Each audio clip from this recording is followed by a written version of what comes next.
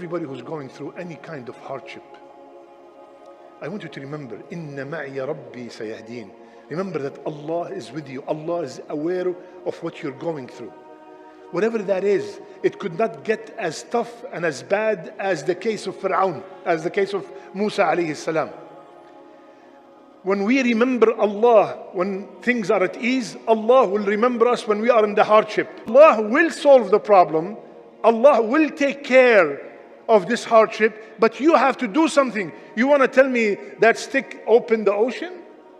If I go to the ocean now with 500 sticks and I keep hitting till the day of judgment, nothing's going to open. Allah is telling Musa alayhi salam, do something, just like He told Maryam alayhi salam, a woman having a baby, which is her weakest status ever. The woman is in the weakest state is when she's delivering. When she's delivering, I am hungry, shake the tree. How could you shake a tree? And especially from the trunk, it's impossible. Do something. Do not say and give up, khalas, I'm done, everything is closed. No, do something.